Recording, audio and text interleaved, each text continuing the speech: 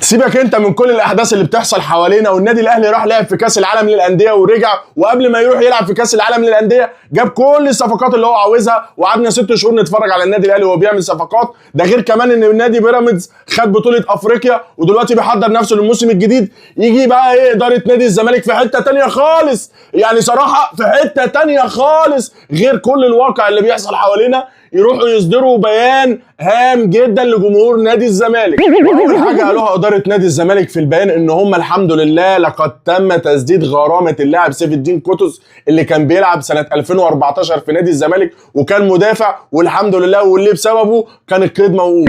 والحمد لله بعد ما اداره نادي الزمالك سددت الغرامه وفتحت القيد تاني. انا عارفك ان انت مندهش زي ما انا ما مندهش، اصبر ده انت لسه هتندهش اكتر في القرارات اللي جايه. اتفرج معايا يا باشا الفتره اللي النادي الاهلي كان بيلعب فيها في كاس العالم للانديه اداره نادي الزمالك عملت ايه. اتفرج تاني حاجه معايا ايه هي واوعى تندهش. وتاني حاجه يقولوها في البيان ايه، رسميا نادي الزمالك بيوقع عقد 3 مواسم متتاليه مع شركه نايك للملابس العالمية. وتالت حاجة يقولوها في البيان الحمد لله تم تأسيس الموقع الإلكتروني الرسمي لنادي الزمالك. الحمد لله بقى لنا موقع رسمي على السوشيال ميديا الحمد لله، يعني مش هنتكلم لوحدينا، كمان الموقع الخاص بنادي الزمالك هيتكلم معانا. لك الحمد والشكر يا الله. ورابع حاجة تعملها إدارة نادي الزمالك، لقد تم تعيين جون إدوارد مدير التعاقدات الجديد لنادي الزمالك، والمفروض جماهير نادي الزمالك تهيس وترقص لأن فعلا إحنا في حتة تانية خالص بعيد عن كل.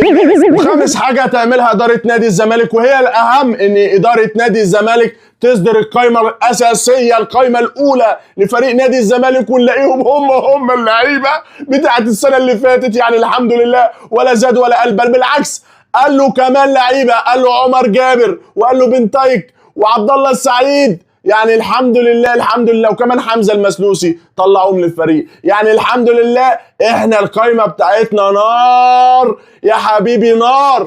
وعشان كده حابب اقول لك ايها الجمهور الزملكاوي، ايها المشجع الزملكاوي الغلبان، لا تندهش، لا تفرح، لا ترقص، لا تهيص، لان فعلا قرارات كلها الادارة عملتها تفرح.